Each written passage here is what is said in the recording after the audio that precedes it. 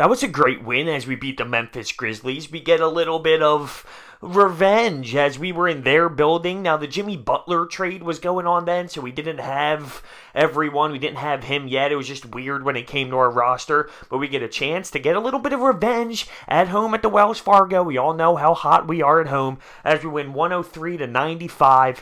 We get this W. That is now 3 straight games of holding our opponent under 100 points. That is phenomenal defense. Before we really dive into this, I want to give a shout out to Joe Miggs.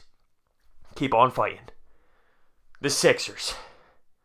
I'm proud of them. I'm proud of them. You got Jimmy Butler coming up clutch in the fourth quarter. He was beautiful. He was making big shots. He had one big rebound before he stepped out of bounds. Him and Joel Embiid had like a combo block late. It was just nice to see. And the Sixers definitely controlled this basketball game. For 45 seconds, they were trailing.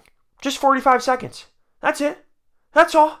I mean, it's amazing. Now, Embiid did struggle a little bit tonight, but so did Marc Gasol. I think they both kind of gave themselves a hard time. Joel Embiid struggled from the floor, 4-13 of shooting. He did end with 15 and 14.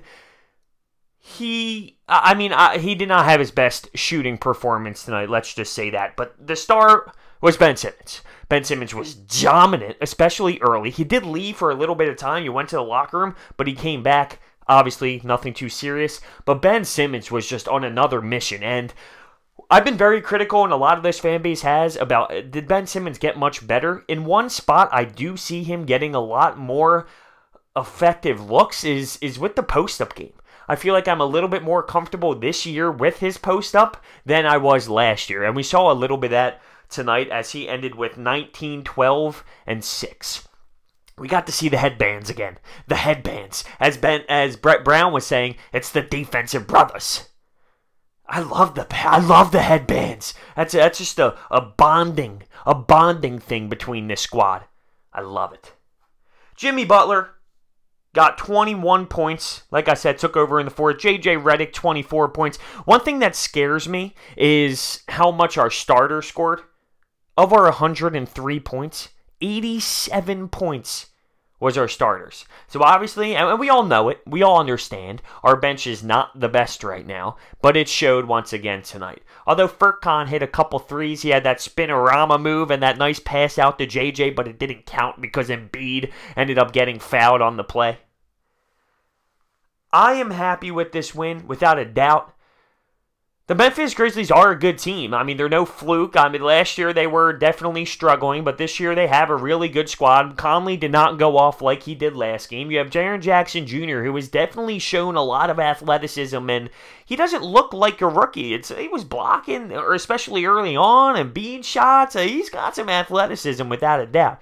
But I love that this team came out there to get a big-time win, understanding that we have a big one on Wednesday. They didn't overlook the Sunday weird 6 o'clock start. And that's what gets me excited about this team. They came out and they came ready to play.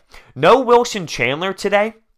I mentioned in last video, he did get banged up a little bit with like his quad and his knee during the game against the Wizards. We did not see him start. So, that affected minutes without a doubt. Obviously, you saw TJ McConnell in there late, too. He played 31 minutes tonight. So that's a lot for someone like TJ. I don't prefer that many minutes, but Brett Brown was definitely appreciating him after the game. I just think that's a lot. That's a little bit too much for my liking for someone like TJ.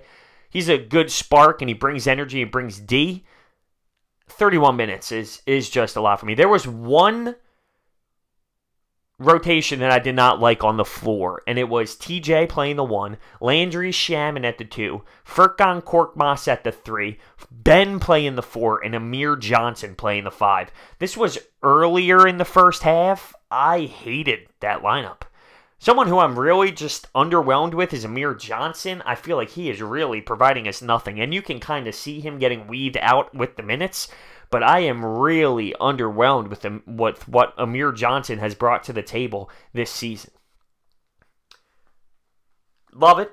The Sixers are really finding some momentum and really finding some mojo. And this is a huge test for us on Wednesday as we go in to Canada and try and beat the Toronto Raptors. And we got a whole different squad right now. Playing with confidence. My only issue is the depth. When TJ McConnell is playing 31 minutes, when our starters are scoring 87 of our 103 points, we got to address it. And then I know they know. But going into a team like Toronto, could that be the difference?